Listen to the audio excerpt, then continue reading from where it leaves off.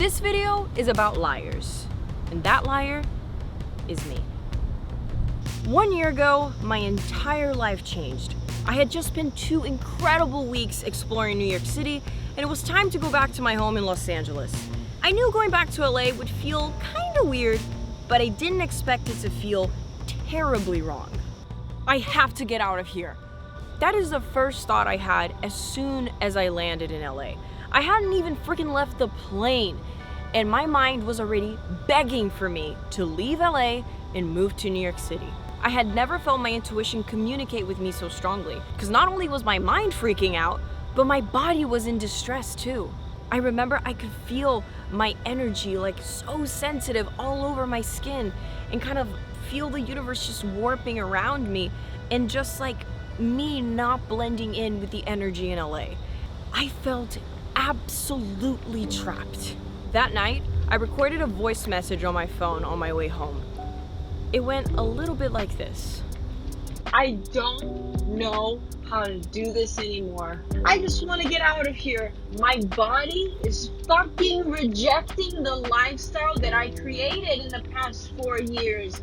And it's accepting and bringing in New York City within 1 step into the city. How the fuck have I been living an illusion for so long? I spent almost 3 years without going to New York, and then I fucking go to New York, and then I'm like, shit, I shouldn't have left, though I should have, because I did, and it's what was meant to happen, but now I'm back. I cannot be in this city, because life is fucking subjective. You can't live by universal rules. That's not how this fucking works. So if I want to fucking get out of here, I will get fucking out of here.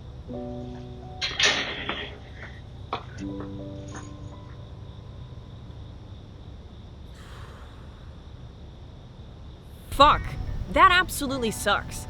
This audio message to me represents someone who's been lying to themselves, someone who hasn't been listening to themselves, someone who's been doing what they think they're supposed to do instead of what they're actually meant to do. Yes, in life, we have to do things that we don't like sometimes, but if it requires for you to become someone you're not, then you're doing it wrong. We all have to make sacrifices in life, but we should never sacrifice our own identity. That's what it felt like to live in LA for me. I remember that as I yelled at myself in the car, I could feel like another being inside of me just coming out, like a Carolina that I had ignored for so long. And I know that might sound a little crazy, but I really don't care. But she was yelling because she was exhausted from living someone else's life. I think being in New York City for those couple of weeks just gave me my voice back. I was in a place full of creativity, possibilities, away from all my family and friends, and who I was didn't really matter to anybody but myself. During that trip, I found a big part of myself again.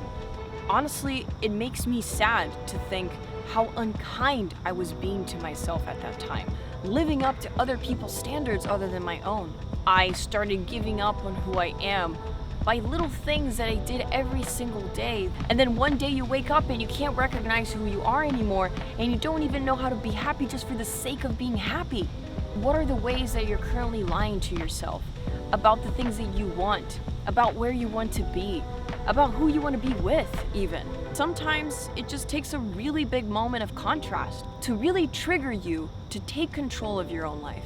Every day is an opportunity to rebuild, if you're brave enough to.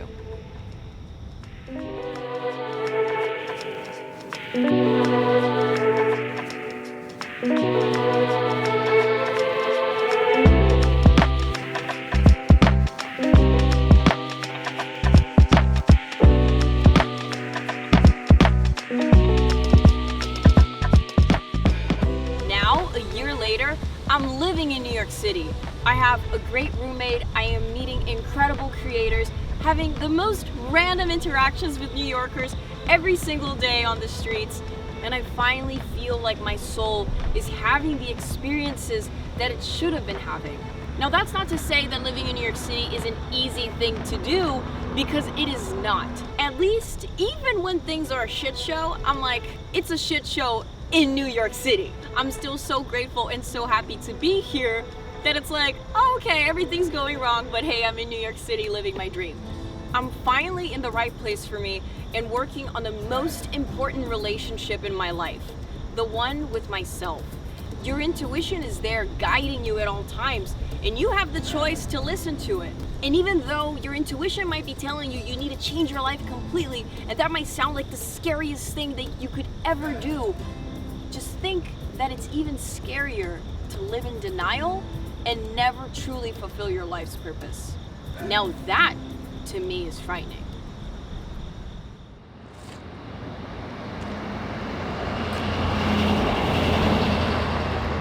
One year ago, my entire life changed because I wanted to.